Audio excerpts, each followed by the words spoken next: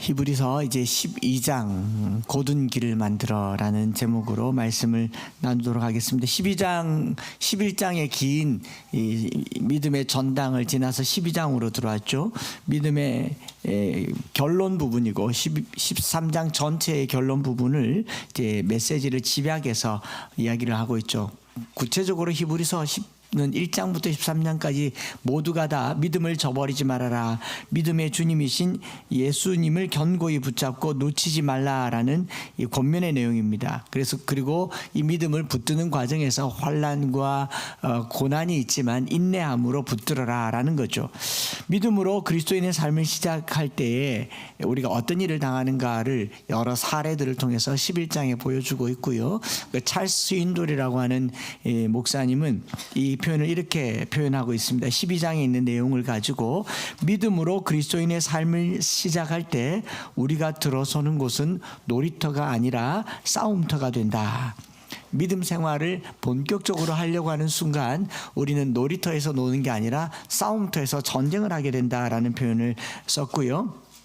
실제로 히브리서를 받아들은 1세기 수신자들은 예수를 믿는다는 한 가지 이유만으로 죽음에 처하기도 하고 배척받고 고난받고 가난으로 내몰리는 그야말로 믿음 생활 자체가 전쟁터였습니다. 예수만 안 믿으면 이 모든 것들을 겪을 이유가 없었습니다. 우리나라 조선시대에 복음이 전해질 때도 똑같은 상황이었죠. 그런 사람들에게 히브리서는 세상 속에서 믿음을 가지고 산다라고 하는 것이 마냥 꽃길만 걷는 것은 아니다라는 것을 얘기를 하면서 이것은 놀이터가 아니라 싸움터, 또 좋아서 하는 것이 아니라 이제는 해야만 하는 경주와 같다라는 것을 말하면서 이 히브리서를 풀었다라고 말하고 있습니다. 그래서 여러분 운동도요, 좋아서 할 때는 재밌었습니다. 좋아서 할 때는 재밌었는데 본격적으로 운동을 하게 되면 어떻게 합니까? 경기를 해야 되죠. 시합을 해야 됩니다. 그건 놀이터가 아닌 싸움터인 거죠. 제가 좋아서 탁구를 열심히 쳤는데 탁구를 좀 치니까 자꾸 시합을 하재요. 시합을 하는데 자꾸 져요. 안 치게 됩니다. 저는 믿음을 저버린 거죠. 믿음의 경주에서 졌기 때문에. 그런 겁니다.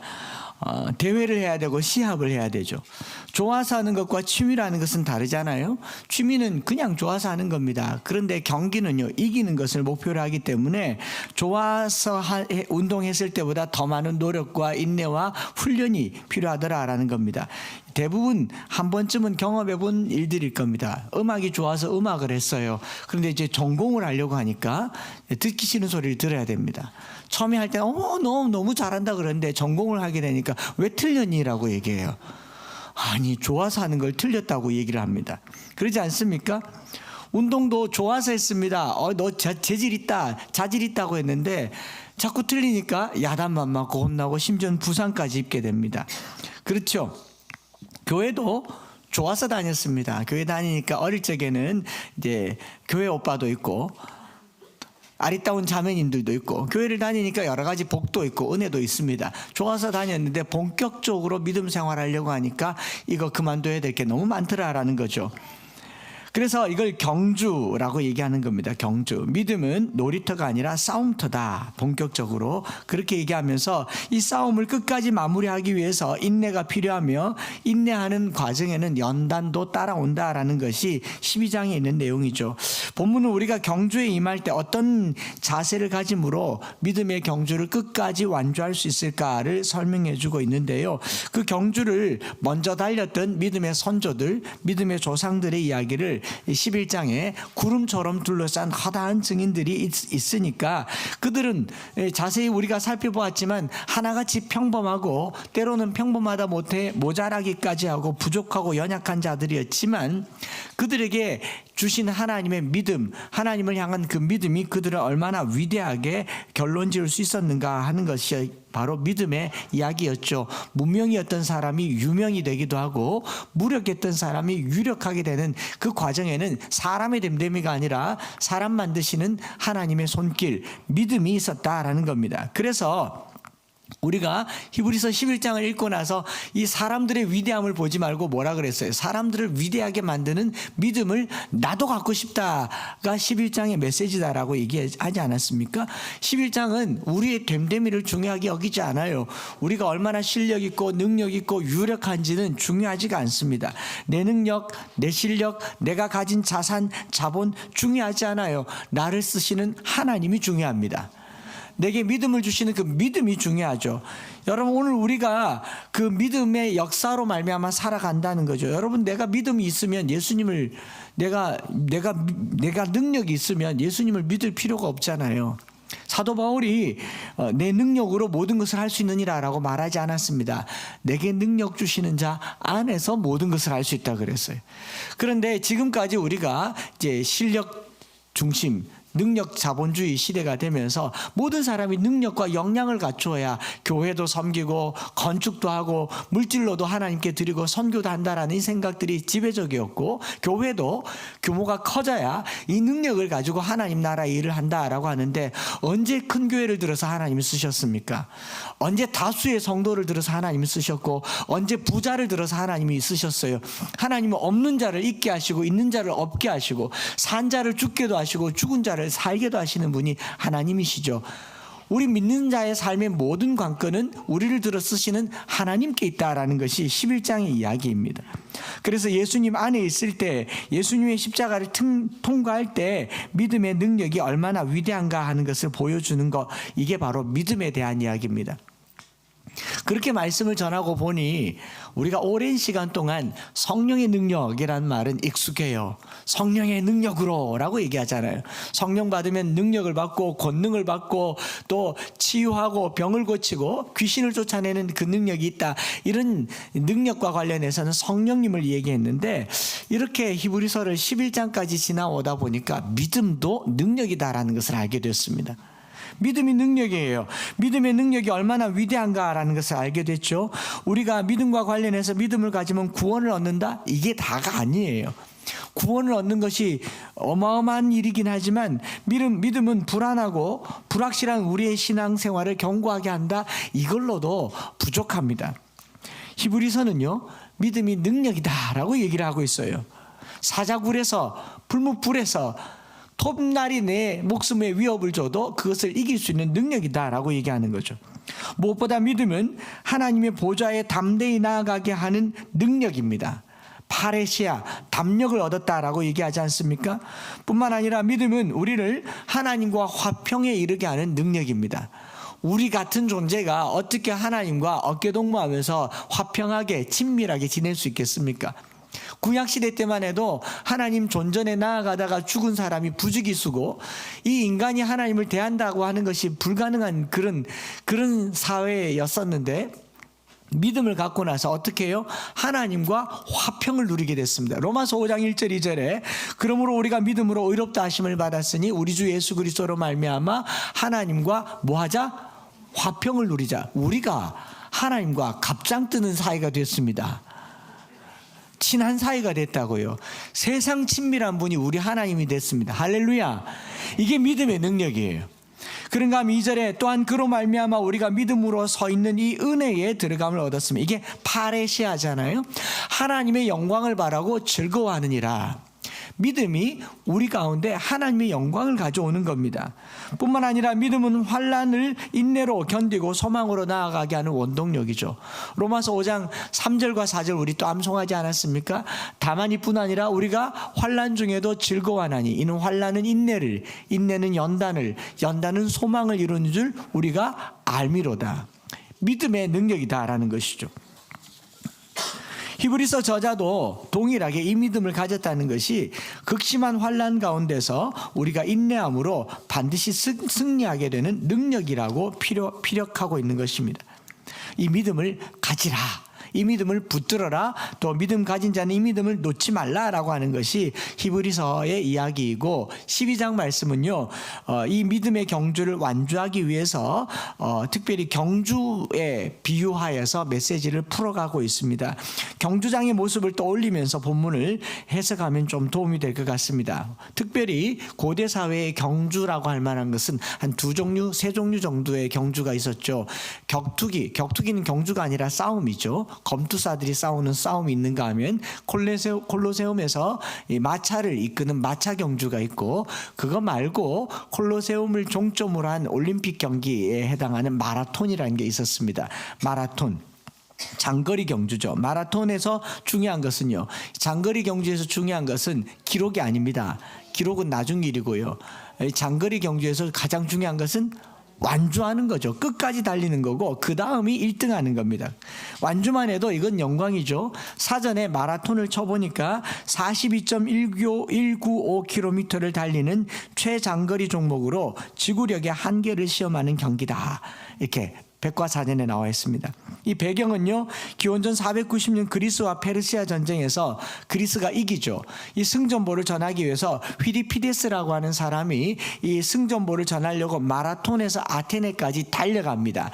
막 달려가는데 그 거리가 40km가 넘었고 대략 42.195km라고 해서 그때부터 달리기 시작했으니 1세기 로마 시대 때는 마라톤이 이미 존재했던 경주였습니다. 이 경주를 하면 결승 지점에는 사람들이 막 모여서 끝까지 달려온 사람들을 환호하려고 정말 구름같이 둘러싼 허다한 증인들이 여기 있는 거죠. 이 증인들은 먼저 경험한 사람들이기도 하지만 응원하는 사람들이기도 해요. 내가 너를 봤다라는 거죠. 그리고 중간중간에 이 코너마다 사람들이 모여서 지나가는 이 선수들을 격려하고 박수치는 것, 이것을 이제 허다한 증인들이라고 얘기하는 겁니다. 그들이 우리를 둘러싸고 달리고 있는 우리를 둘러싸고 손뼉치고 환성을 지르면서 이 경주를 끝까지 마칠 수 있도록 이 격려하는 게 구름같이 둘러싼 허다한 증인이다라고 얘기를 하는 겁니다. 가끔 살다가 삶이 힘들고 믿음 생활에 왜 이렇게 지치나 싶으면 하늘을 들어서 구름 한 점이라도 한번 봐봐 보십시오. 그 구름 너머로 믿음의 길을 먼저 걸어갔던 신앙의 선배들, 가까이는 우리 가족들, 어머니, 아버지, 믿음의 우리 가족들이 우리를 지켜보면서 허다한 증인들이 이 경주를 끝까지 달리도록 손뼉치고 있다라는 것을 상상하면서 달리시기를 축복합니다. 혼자가 아니라는 거예요. 그 다음에 이 경주를 끝까지 달리면서 이 믿음은 굳세게 잡아라라고 얘기를 하고 있는가 하면, 이 경주의 이미지가 주는 내용은 또 몸을 가볍게 하라는 거죠. 몸을 가볍게 하라라고 얘기하면서 이 무거운 것과 얽매이기 쉬운 죄를 벗어버리고 가볍게 하라라고 권면하고 있습니다. 모든 무거운 것과 얽매이기 쉬운 죄. 놀이터에서 놀 때는요, 준비물이 많이 필요하지 않습니다. 그냥 몸만 나가서 놀면 돼요. 그렇죠? 동네 달리기 할 때 몸빼 입어도 되고 뭐 그냥 입던 옷 입고 나가도 되고 때로는 구두 신고도 뜁니다. 그렇죠? 동네 운동할 때 막 쫙 빼입고 쫙 달라붙는 쫄쫄이 입고 그렇게 하세요. 구경이라도 하게. 그런데 그냥 나가면 돼요. 취미로 운동할 때요, 집에 있던 거 아무거나 입고 나가면 됩니다. 그러나 경기를 할 때요, 놀이터에서 놀 때랑 다릅니다. 취미로 운동할 때가 달라요. 복장도 다릅니다. 육상 선수들이 왜 얇고 몸에 딱 들어붙는 이 쫄쫄이 같은 걸 입고 스파이크 같은 신발을 신고 뜁니까? 우승해야 하니까. 기록을 1초라도 단축해야 되니까. 공기 한 점의 저항도 몸으로 받으면 안 되니까 복장도 다르고 준비물도 다르고 마음가짐도 다릅니다. 특별히 세계 기록을 보유한 놀라운 실력을 가진 사람들이 잘 뛰기 때문에 편안하게 결코 뛰지 않습니다. 우사인 볼트 입고 있는 옷 보셨죠? 그 옷 양복 입고 뜁니까? 나는 이렇게 뛰도 1등이다. 결코 그렇게 하지 않습니다. 정말 0.1g이라도 줄이고 0.1초라도 줄이려고 하는 것, 이런 것들을 무겁게 하는 것을 내려놓아라 라는 거죠. 1세기 당시 그들의 삶에 얽매기 쉬운 것과 무거운 짐이라고 하는 것은 율법주의입니다. 구약의 율법의 여러 규칙들, 오늘날 우리 신앙생활에 우리를 무겁게 하고 얽매이기 쉽게 하는 것들은 무엇인가 한번 생각해 보아야 됩니다. 특별히 인간관계 중에서 내 믿음 생활을 무겁게 하는 요소들이 있을 겁니다. 취미 생활이 내 믿음 생활을 무겁게 하는 요소가 있을 겁니다. 이게 믿음의 경주를 취미로 할 건지 경주로 할 건지 생각해 보아야 됩니다.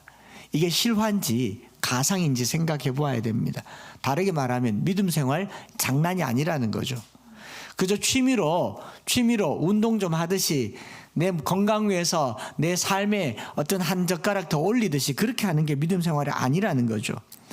그래서 믿음 생활 하다 보면요, 우정, 단체, 행사, 여러 습관, 쾌락, 오락, 명예와 같은 것들이 나를 얽매게 될 때 이걸 벗어야 되는 어느 지점이 올 겁니다. 공부를 계속 하다 보면요, 이제 수능이 가까워오면 뭔가를 하나쯤은 줄여야 될 때가 와요. 그걸 줄일 수 없으면 본인 스스로 느낌도 와요. 망한다. 이대로 가면 끝장이다라는 느낌이 와요. 저녁 때 돼서 음식을 안 먹어야지 하지만 땡기는 음식을 먹는 것은 취미입니다. 그런데 TV 출연을 앞두고 있을 때는 실화로 다가옵니다. 굉장히 걱정이 돼요. 세상에 이런 일이 내게 있을 수가 있나. 그래서 거울 보면서 하루에도 몇 번씩, 실화니까요. 촌스럽네요. 여러분, 우리가 그냥 재미로 할 때랑 실제로 할 때는 다르다는 거예요. 이 히브리서 기자는 경주라고 얘기를 하고 있는 겁니다. 그러고 난 다음에 믿음의 주여 온전케 하신 이는 예수를 바라보자 라고 하는 이 권면이요, 무거운 짐과 죄를 벗어버렸는데 달려가는 목적지를 모르고 반대로 달려서도 안 되고 어긋난 길로 달려서도 안 되니 한 방향으로 표대를 향하여 달려가라 라고 얘기를 하는 거죠. 바울의 고백처럼 몸을 가볍게 하기 위해서 바울은 내 모든 것을 배설물과 같이 버렸다라고 얘기하지 않습니까? 심플 라이프를 강조하고 있지 않습니까? 그런 다음에는 표대를 향하여 달려간다라고 얘기를 하고 있지 않습니까? 그러면서 믿음의 주여 또 온전케 하신 이인 예수를 바라보자. 그냥 예수를 바라보자가 아니라 믿음의 주여 온전케 하시는 이 표현이 딱 마음에 느낌에 이해가 확 되어서 들어오지 않아요. 그런데 원문을 보면 아르케고스와 텔레이오테스라는 말을 쓰는데, 아르케고스는 아르케, 처음이에요. 처음.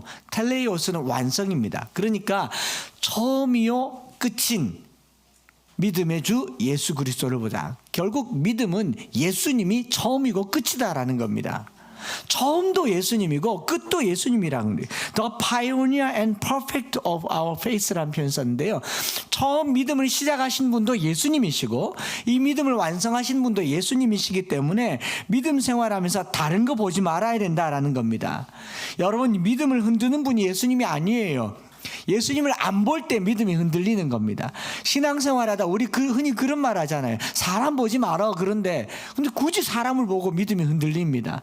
목사님 보지 마라 그러는데 굳이 목사님 보고 믿음이 흔들려요. 왜? 포커스가 잘못돼서 그렇습니다. 주님 바라보는 거죠.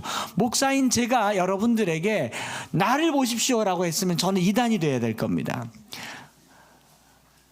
나를 바라보고 오라. 물론 사도 바울이 내게서 배우라고 말했지만 그 말은 바울도 예수님을 향하고 여러분들도 예수님을 향하고 저도 예수님을 향하겠다라는 그 말이잖아요. 그래서 이 예수를 바라보자라고 하는 겁니다.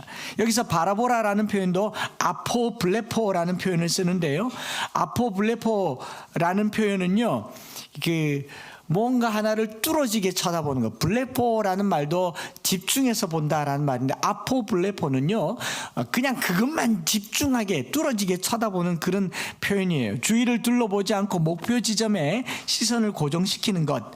여러분, 자전거 탈 때요, 멀리 보고 자전거 타면 덜 넘어집니다. 근데 꼭 잘 넘어지는 사람이 어디 봅니까? 땅 보고 페달질하면 넘어지잖아요. 땅 보고 페달질하면, 혹은 폰 보고 페달질하면 넘어지잖아요. 제가 해봤잖아요. 꼭 자전거 타면서 왜 그걸 가지고 셀카를 찍겠다고 이렇게 보다가 자빠져가지고 자빠진 영상이 나와 있지 않습니까? 일부러 하려고 해도 할 수 없는데 목적지를 정확하게 봐야 된다라는 거죠. 목적지를. 우리가 경기를 할 때요, 경기장에서 0.1초의 기록을 중요하게 여기는 사람이 타겟을 향해서 정확하게 달려가려면 이 바라보는 지점을 꼭 찍어야 됩니다. 좌우를 보라면 갈지자로 달릴 수밖에 없잖아요. 그래서 히브리서 기자는요, 몸을 가볍게 할 것과 신앙생활을 할 때 나를 짓누르는 여러 가지 것들을 가볍게 할 것과 목표 지점인 예수 그리스도를 뚫어지게 쳐다보라 라는 겁니다. 메시지 바이블에는 이렇게 표현되어 있습니다. 영어로 Keep your eyes on Jesus, who both began and finished this race we are in. 우리가 달리고 있는 이 경주의 처음이고 끝이었던 예수 그리스도에게 Keep your eyes on.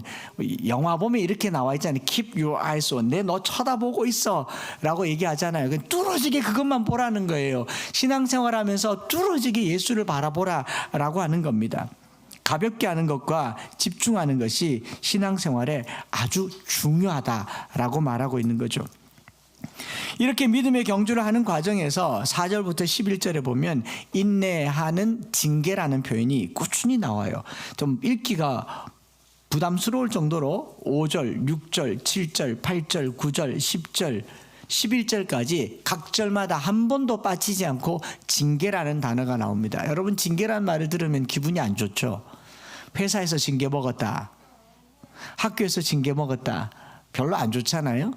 그래서 이거 마치 우리가 뭘 잘못해서 징계 혼나는 듯한 느낌을 받지만 문맥상으로나 원어적으로 살펴보니까 꼭 그렇지만 또 않더라고요.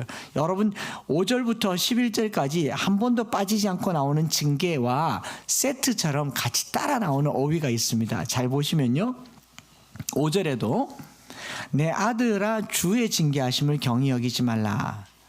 또 5절 앞부분에 아들들에게 권하는 것 같이 6절에 주께서 그 사랑하시는 자마다 자를 징계하시고 그가 받아들이시는 아들마다 채찍질하심이라. 징계와 어떤 단어가 같이 나와요?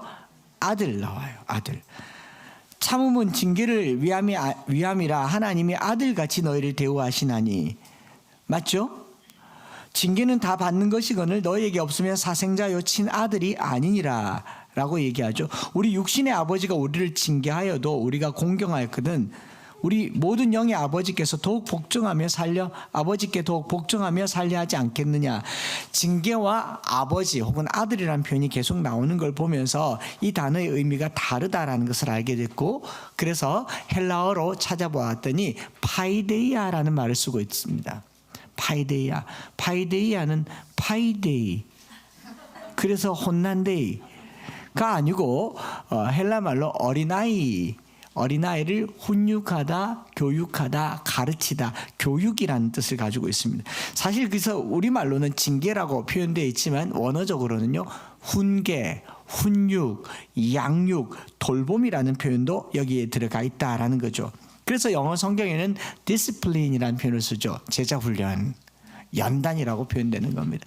믿음 생활을 경주로 묘사해서 몸을 가볍게 하고 집중하는 과정에는 인내가 필요하고, 이 인내를 위해서는요, 연습해야 됩니다.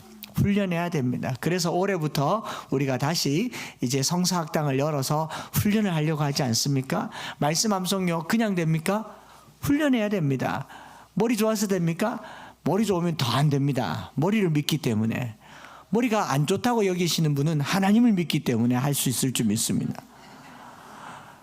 그렇죠? 암송이 잘 안 되시는 분은 스스로 자기 머리를 믿는 사람들이고, 말씀 암송을 잘 하는 사람들은 하나님을 믿는 거예요. 왜요? 그 연단이 필요합니다. 그래서 제가 지난주에 강의하면서 그런 표현 썼어요. 피아노 학원 가보면요, 이 연단의 과정을 다 거쳐요.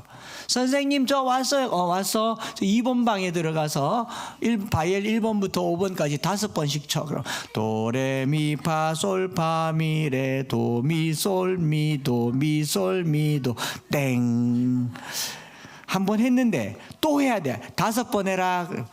도레미파솔파미레 도미솔미도 미솔미도. 2번 더 해라. 선생님이 다 듣고 있는 것 같아요. 거기다가 이렇게 발을 정자 써가면서 1, 2, 3, 4 써가면서 매일 같이 써가지고 한 달 다니면 피아노 좀 칩니까? 1년 다니면 피아노 좀 칩니까? 이 아이들이 한 피아노 학원 1년 다녔다고 집에 와가지고 열심히 피아노 신나게 올라앉아서 피아노를 친다고 하는 게 나비야 나비야 저리 날아갈 판이잖아요. 몇 년을 하는데 똑같은 걸 하루에 5번씩 10번씩 수도 없이 쳐가지고, 그래서 이제 조금 넘어가면 이제 체르니 30번 100번 40번 쳤는데 40번 치면 고조고조 이제 찬송가 좀 치겠다 싶은데 찬송가 실제로 들어가 보면 빅사리는 어찌 그렇게 많이 납니까? 내가 자유자재로 뭔가를 하기 위해서는요, 많은 인내와 연단과 트레이닝이 필요하더라라는 겁니다. 이게 필요하다라는 게 이 징계라는 단어예요. 여기까지가 성경 말씀에 있는 이야기이고, 여기까지만 말하면은 좀 찐맛이 없는 것 같아서 우리가 적지 않게 들어서 많이 아는 표현이에요. 믿음은 경주다. 경주를 하기 위해서는 몸을 가볍게 해야 된다. 그리고 목표를 향해서, 표대를 향해서 달려가야 된다. 그리고 연단이 필요하다. 근데 이걸로 말씀을 마치기 너무 아쉬워서 본문을 조금 더 헤아려 봤습니다. 살펴봤어요. 이제부터가 중요하다라는 것을 알게 됐죠. 여러분, 신앙생활이 전쟁터인 것을 모릅니까? 예수 믿고 편안하게 살 수 있나요? 아니잖아요. 죄 안 짓고 사는 게 얼마나 어렵습니까? 우리가 1세기 때처럼 죽임에 처하고 집을 빼앗기고 삶의 터전이 날아가고 고난을 당하는 것은 아니지만, 믿음으로 사는 것은 그때나 지금이나 동일하게 어렵습니다. 힘듭니다. 무거운 짐이에요. 덕지덕지 붙어 있습니다. 뭘 그만해야 될 게 너무 많아요. 목사님은 왜 그렇게 내 삶을 그렇게 딴지 걸듯이 이것도 하지 마라 저것도 하지 말라 그런지, 제가 여러분들 미움받아서 오래 살겠습니다. 자꾸 하지 말라 그래요. 골프도 치지 마라 그러고, 뭐 좋은 차도 타지 마라 그러고. 제가 여기서 말하는 하지 말라는 대상의 대부분은 저 자신과 목회자들이라는 건 아시죠? 그렇지만 여러분들도 예외는 아닐 겁니다. 꼭 공부 못하는 애 가방이 무겁잖아요. 아닙니까? 신앙생활 잘 못하는 사람의 삶의 짐이 무겁더라고요. 신앙생활 잘 못하는 사람들의 삶의 주변이 너무 복잡해요. 만나야 될 친구도 많고, 해야 될 일도 많고, 가야 될 곳도 많고, 무슨 모임도 많아요. 그런데 신앙생활을 단순하게 하는 사람들요, 아무것도 없습니다. 심지어는 친구도 없습니다. 저는 진작에 고아가 됐어요. 하나님이 자기만 보라고. 여러분 오해하지 마시고 들으시기 바랍니다. 이런 무게들이 있는데, 이 무게들을 가지고 어떻게 살아가야 할까를 히브리서 12장은 조금 더 나아가서 이렇게 말합니다. 4절에 피 흘리기까지 싸우지 않았다라고 하지만, 사실 1세기 당시에 피 흘리기까지 왜 안 싸웠습니까? 온통 전쟁터였어요. 예수 믿으면 다 죽임 당하고 십자가에 못 박히고 사자에게 머리가 뜯겼는데요. 믿음을 가진다는 것 자체가 피를 흘리는 겁니다. 그들이 나태하게 살았던 거 아니에요. 다만 주변에서 피 흘리는 사람들을 보고 두려워서 내가 믿음을 포기하게 된 거예요. 나태했다라고 볼 수 없습니다. 오늘날 우리가 뭐 대형교회 사람들이 믿음이 안일함을 위해서 간다, 그게 아니에요. 그렇게 안 가면은 내가 죽을 것 같아서 처절하게 치열하게 사는 것이 너무 힘들기 때문에 그런 선택을 하게 된다, 이런 표현입니다. 우리가 말씀 나눠보니까 이 부분은 이렇게 해석하는 게 맞는 것 같아요. 두려움이 몰려와서 더 이상 싸우려고 하지 않는 겁니다. 치과에 가면 치료받는 걸 알지만 왜 안 가려고 그래요? 이빨을 치료하되 피 흘리기까지는 치료하지 않아서요. 남이 아파하는 걸 내가 보니까요. 또 내가 한번 아파봤으니까 두려운 겁니다. 두려운 거. 우리라고 예외 있겠습니까? 믿음 생활하면서 믿음 저버리고 싶을 때가 한 번, 두 번이겠어요.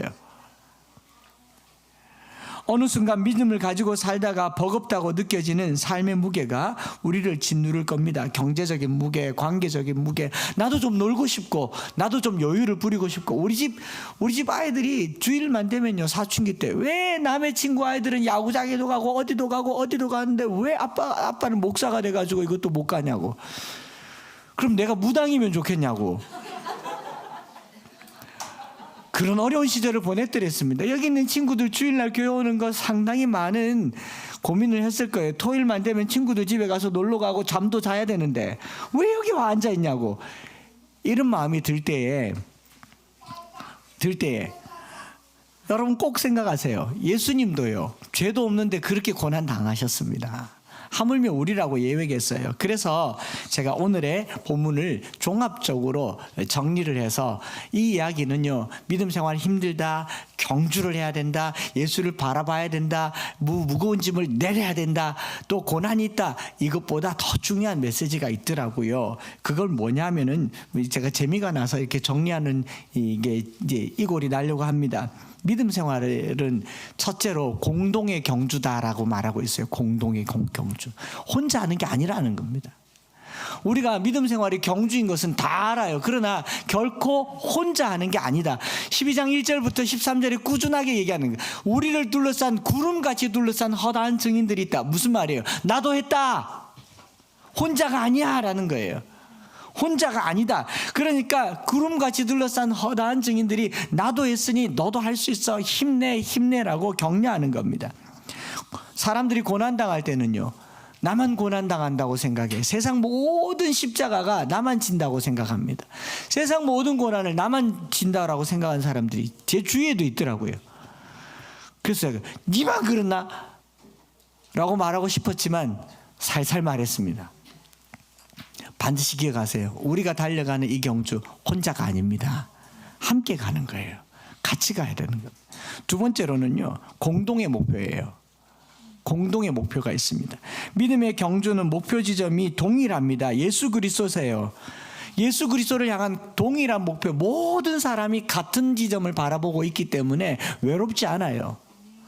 어떤 사람은 나만 이 길을 걷고 나만 예수 믿는다고 생각하지만, 이 히브리서 저자는요, 너만이 아니다라고 말하려고 이 글을 썼다고 봅니다.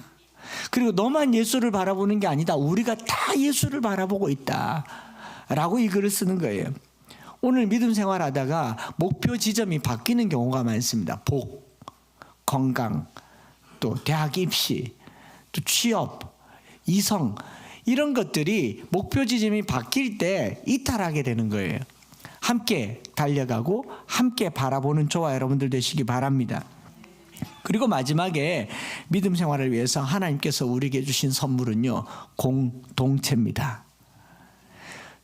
공짜로 오늘은 303으로 갔습니다. 공동의 목표를 가지고 공동의 경주를 공동체가 함께하는 게 이게 믿음 생활입니다. 혼자가 아니라는 거죠. 히브리서 12장 전체의 말씀은요, 믿음은 경주다, 달려가야 된다, 몸을 가볍게 해야 된다가 아니라 함께 경주하고 함께 바라보고 함께하는 공동체가 있다라는 것을 말해주는 것 같았어요. 말씀 꾸준히 읽어보니까 역사적으로 믿음의 선조들이 있으며 주변에는 믿음의 동력자들이 있고 동지들이 있습니다. 그래서 우리가 순모임을 하고 공동체로 모이고 서로 말씀을 나눕니다. 교회는 성도들이 예수님을 향하여 끝까지 달려가도록 곧은 길을 만드는 공동체입니다. 그래서 13절에 보면 너희 발을 위하여 곧은 길을 만들어 저는 다리로 하여금 어그러지지 않고 고침을 받게 하라. 곧은 길을 만들어라. 이게 오늘의 설교의 제목이 되는 것이죠. 다시 마라톤 이야기를 잠깐만 하겠습니다. 마라톤 할 때요, 혼자 안 뜁니다. 혼자 뜁니까? 경주를 하니까 당연히 수십 명이 뛰지만 수십 명이 뛰는 중에도 우승을 위해서는 한 17명이 같이 뜁니다. 313이라고 해서 1등 할 만한 사람을 맨 앞줄에 두지 않고요, 두 번째 줄에 두고 제일 앞줄에 3명이서 이렇게 뜁니다. 그리고 그 뒤를 1등 할 사람이 뛰어요. 공기의 저항을 최대한 적게 받으려고. 그래서 제일 잘 뛰는 사람이 제일 앞에서 뛰는 게 아니라 2번 선에서 뜁니다. 공기 저항을 덜 받고. 3번설에서도 3명이 뛰어요. 이 3명은 앞에 3명과 자리를 바꿔가면서 뒤에서 계속 격려합니다. 계속 가라고, 조금만 더 가라고, 조금만 더 가라고. 그리고 20km 지점이 지나가면 한 3명 떨어지고, 또 20km 지나가면 3명 떨어져서 마지막에 1명이 남게 되는 거. 이걸 페이스메이커라고 합니다. 함께 뛰는 사람이 있는 거예요. 절대로 혼자 뛰지 않는 겁니다. 여러분, 기러기들이 왜 V자로 날아요?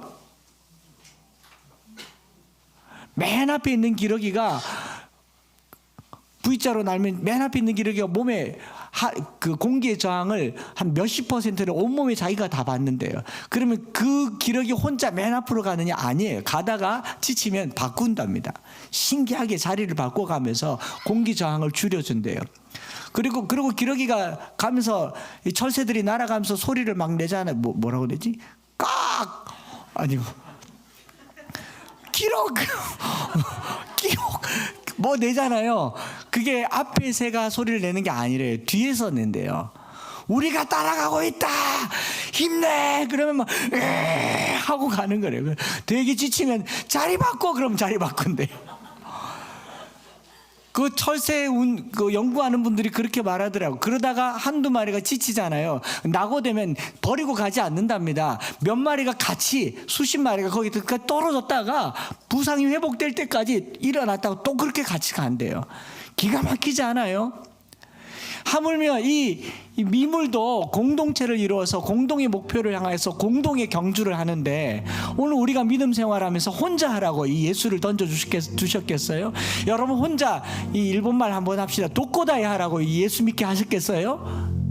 각자 도생하라고 예수 믿게 하셨겠냐고요. 구원은 개개인이었지만요, 구원에 이르는 길은 공동체가 하는 겁니다. 함께 하는 거예요. 그래서 같이 가자라고 하는 허다한 증인들이 죽어서도 구름을 이루고, 먼저 돌아가신 어머님이 하늘에서 보시고 이제 믿음 잃지 말라고 얘기하는 겁니다. 또 우리 공동체가 함께 가자고 뒤에서 밀어주는 거예요. 그게 공동체입니다. 그게 믿음 생활이라고요. 제가 이 말씀을 딱 읽고 있는데 눈에 딱 들어오는 한 단어가요, 레위기에 그리고 여호수아의 민수기서에 도피성이 떠오르더라고요.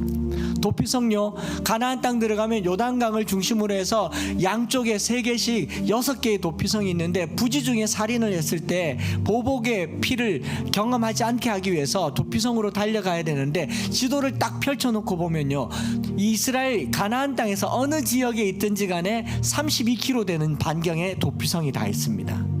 딱 하루길 달려가면 돼요. 딱 하루길 달려가면 되는 곳에 도피성을 6군데를 만들어 놓고 해마다 이 거리를 정비를 해야 되는데, 고대 사회에 이 도로의 폭이 14m였습니다. 14m면 한 3, 4차선 도로가 될 거예요. 고대 사회에 도피성으로 가는 길을 해마다 정비를 합니다. 나뭇가지에 걸려서 넘어지지도 않게 해야 되며, 불에 걸려서 넘어지지 않게 하기 위해서 이 길을 열어놔요. 이 길을 고든 길이라고 합니다. 내가 죽을 것 같을 때 전심으로 달려가면 만날 수 있는 도피성이 동서남북 사방에 있었어요. 오늘 교회는 그런 곳입니다. 성도들이 믿음 생활하다가 죽을 것 같을 때 여기에 고든 길을 만들어서 피곤한 손과 지친 무릎을 이렇게 세워서 여러분들이 그 다리를 이끌고 전심으로 달려 나오면 사방팔방 어디로나 달려가면 만날 수 있는 곳이 교회여야 합니다. 그리고 교회는 여러분들이 달려올 수 있도록 고든 길을 만들어서 그 길에 서서 함께 예수를 바라보게 하며, 함께 그 길을 걷게 하며, 함께 그 목표로 달려가는 공동체를 이루는 것입니다. 그게 교회입니다. 히브리서 12장의 이야기는 믿음을 붙들어라 에서 조금 더 나아갑니다. 같이 가자, 함께 믿음 생활하자, 같이 바라보자. 그리고요, 이 이야기의 가장 클라이막스는 우리와 함께 하시려고 주님께서 성도들을 허락하셨을 뿐만 아니라 저와 여러분들의 삶에 성령을 부어주셨습니다. 영원히 함께 하겠다고 성령을 부어주셨어요. 성령님은요, 보혜사, 함께 하시는 분이십니다. 예수님이 이 땅에 오셨을 때부터 우리와 함께 하셨고, 부활하시고 승천하시면서 성령을 부어주셔서 오늘 우리가 이 찬양 드릴 텐데, 성령이 오셨네, 내가 너희와 영원히 함께하리라. 여러분, 세상의 공동체와 우리 교회 공동체가 유일하게 다른 한 가지는 뭐냐면 성령이 있기 때문입니다. 여러분, 세상 친구들요 많습니다.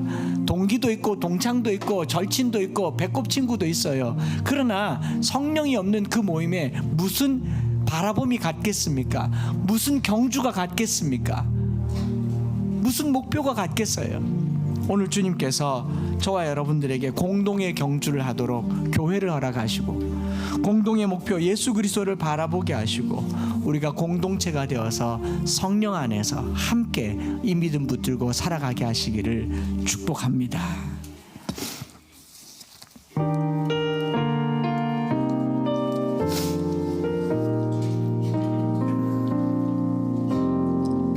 허무한 시절 지날 때 깊은 한숨 내쉴 때 그런 풍경 보시며 단식하는 분 있네. 고와 같이 너희를 버려두지 않으리. 내가 너희와 영원히 함께하. 다시 한번 찬양 드립시다. 허무한 시절 지날 때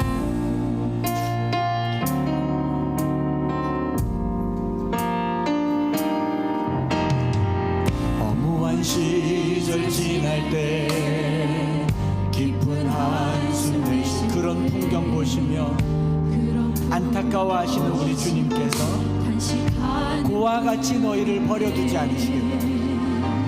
고와 같이 너희를 버려두지 않으리. 내가 너희와 영원히 함께하리라. 함께하. 성령이 오셨네. 성령이 오셨네. 성령이 오셨네. 내 주에 보내신 성령이 오셨네. 우리 인생 가운데 신이 찾아오셔서 그 나라 꿈꾸게 하시네. 억눌린 자 갇힌 자 억눌린 자 갇힌 자 자유함이 없는 자 피난처가 되시는 성령님 계시네. 주의 영이 계신 곳에 주의 영이 계신 곳에 참 자유가 있다네. 진리의 영이신 성령이 오셨네. 성령이 오셨네. 성령이 오셨네.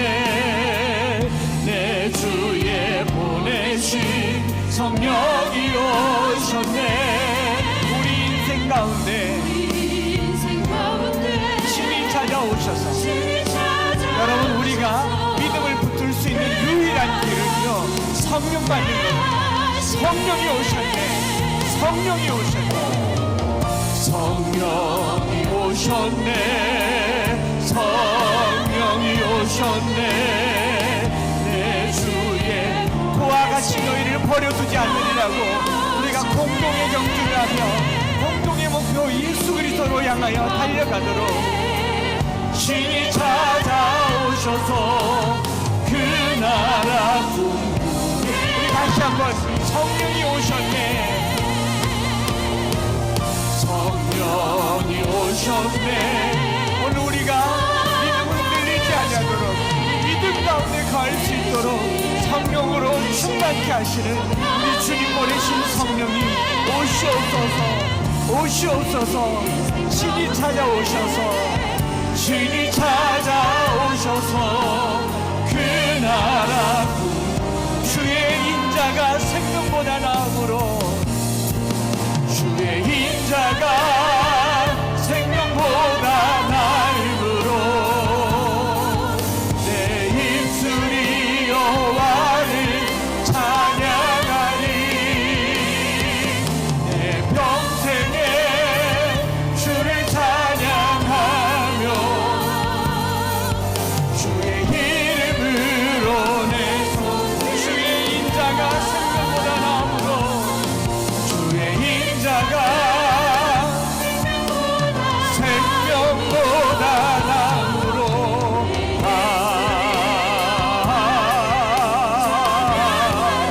내 영혼 주 찬양하며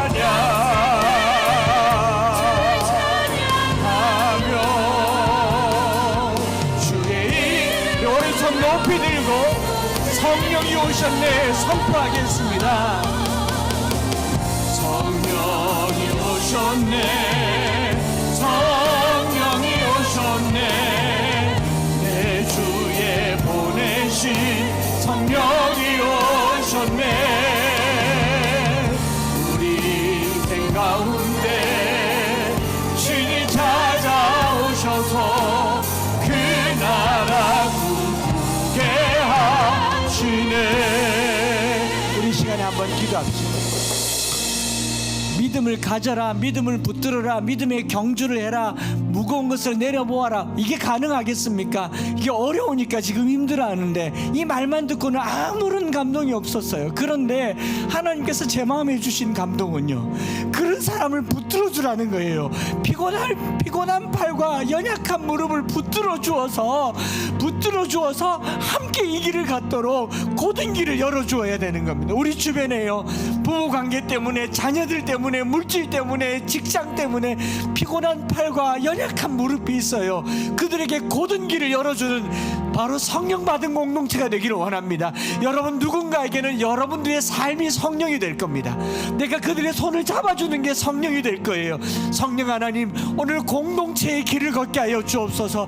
공동의 경주를 하게 하여 주옵소서. 함께 이 길을 가도록 어린아이들 손 잡아주고, 남편의 손을 잡아주고, 우리 아내의 손을 잡아주고, 서로 손잡고 이 길을 걸어갈 수 있도록 성령 충만하게 하여 주시옵소서. 우리 주여 한번 부르짖고 합심해서 기도하겠습니다. 주여, 하나님 아버지, 우리가 이 길 달려가는데 혼자 가겠습니까? 어찌 가겠습니까? 물론 주님만 바라보겠습니까? 혼자 가지 말아라고 피곤한 팔과 연약한 무릎을 이렇게 세워줄 믿음의 동력자들을 주신 줄 믿습니다.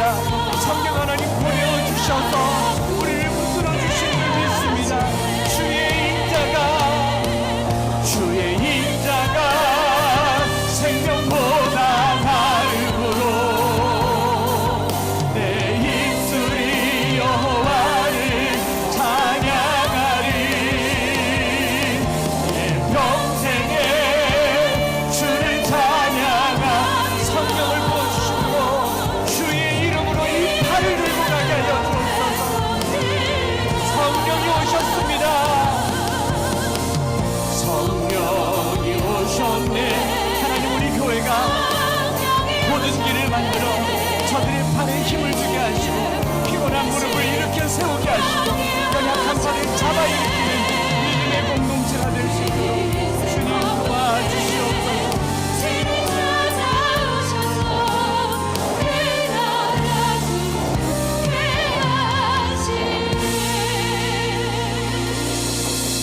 하나님, 우리 아버지, 믿음 생활하는 게 놀이터가 아니라 싸움터이고 전쟁터이고 경주장과 같다면 그것이 두려워서 피 흘리기까지 싸울 수 없는 우리의 연약함도 주님 아시겠지요.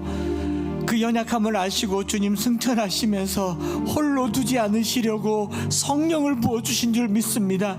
하나님이 성령님께서 우리에게 하시는 일이 무엇인지 알아가게 하심을 감사합니다. 그 권능의 능력이라고 하는 것이 우리를 홀로 두지 않는 것임을 알게 하셔서 감사합니다.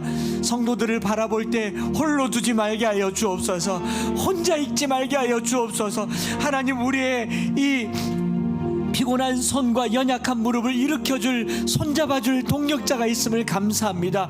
공동체가 있음을 감사합니다. 서로 손잡아 일으키며 함께 이 길을 걸어갈 수 있도록 축복하여 주시옵소서. 하나님, 이 한 주간에 내 주변에 피곤한 무릎이 있습니까? 연약한 팔이 있습니까?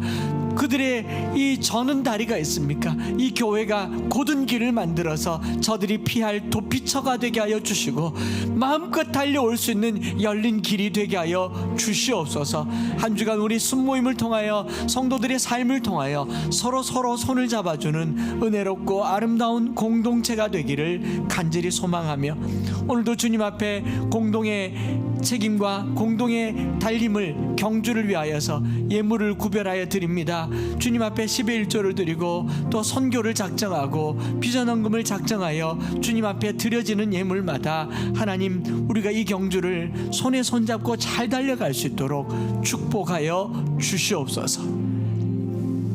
구주 예수 그리스도의 크신 은혜와 아버지 하나님의 놀라우신 사랑하심과 성령 하나님 위로 교통 충만 역사하심이 오늘 우리가 달려가는 이 믿음의 길이 결코 혼자가 아니며 우리가 바라보는 주님이 나만 보는 것이 아니며 우리가 이 길 걸어가며 은혜롭고 아름다운 공동체가 있음에 감사하며 서로 손을 잡고 서로의 무릎을 일으켜 주어서 우리가 이 길을 곧게 만들어가기 소망하는 사랑하는 모든 형제자매들 머리 위에 이제로부터 영원토록 함께 있을지어다.